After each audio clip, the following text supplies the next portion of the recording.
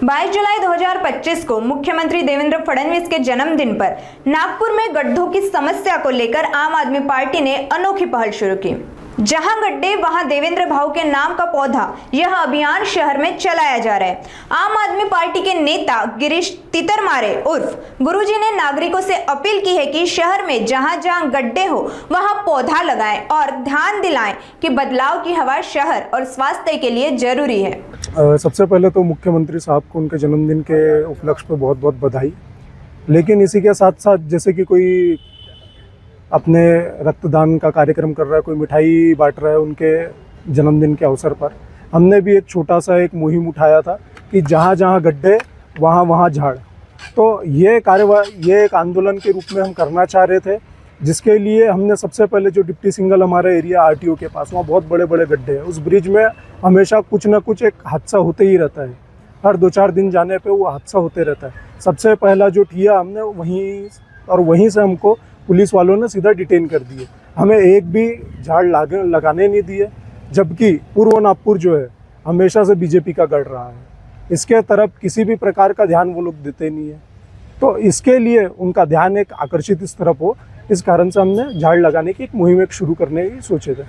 Police ने आपको कार्रवाई करने के लिए क्या कहा? जैसे ही हम लोग वहाँ पहुँचे झाड़ लगाने के लिए, तो तुरंत ही पुलिस ने हमें सीधा डिटेन किया और सीधा हमें कलमना थाना लाया गया। दडपण्याचा प्रयत्न तर केला आहे, आम्ही कुणालाही घाबरत नाही। पहिली गोष्ट, आम आदमी पार्टीचे कार्यकर्ते ना दिल्लीत घाबरत, ना पंजाबमध्ये घाबरत, ना नागपुरात घाबरत, ना महाराष्ट्रात। आम्ही फक्त एक मेसेज व्हायरल करून देतो पोलिसांना।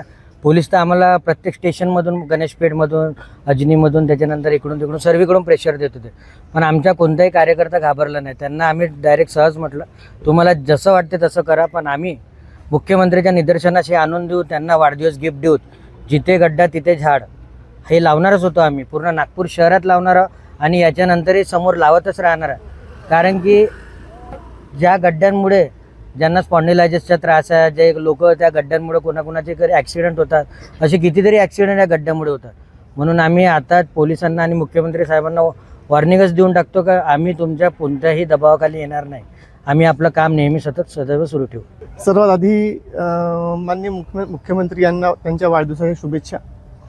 आज त्यांच्या वाढदिवसा दिवशी ते महाराष्ट्राचे मुख्यमंत्री आहेत आणि त्यासोबतच नितीनजी गडकरी हे परिवहन मंत्री आहेत आणि हे एवढे मोठे नेते महाराष्ट्रामध्ये असताना नागपूरसारख्या ठिकाणी जो त्यांचा होम टाऊन आहे, त्या ठिकाणी जे गड्डे आणि रस्त्यावर गड्डे म्हणावं की गड्ड्यामध्ये रस्ता आहे, हेच आजपर्यंत कळलेलं नाही आहे।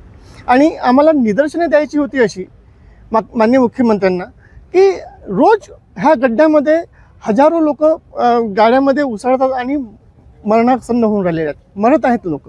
आणि हा जो एरिया आहे, ज्या क्षेत्रामध्ये आम्ही हा काम केलेला आहे, तो आहे डिप्टी सिग्नल एरिया। यामध्ये भारतीय जनता पार्टीचं सर्वात जास्त वर्चस्व आहे आणि जिथे वर्चस्व असल्यानंतरही तिथले जे कॉर्पोरेटर आहेत किंवा तिथले जे आमदार आहेत, हे या बाबतीकडे कुठेही लक्ष नाही आहे, नाही महानगरपालिकेचे लक्ष आहे, नाही NMCचं आहे, नाही महाराष्ट्र शासनाचं आहे। तर त्याच्या विरोधामध्ये आम्ही हा विचार केला की त्यांचा वाढदिवस साजरा करायचा मुख्यमंत्र्यांचा, तर का नाही हा वाढदिवस आपण गड्ड्यामध्ये झाड लावून करायचा।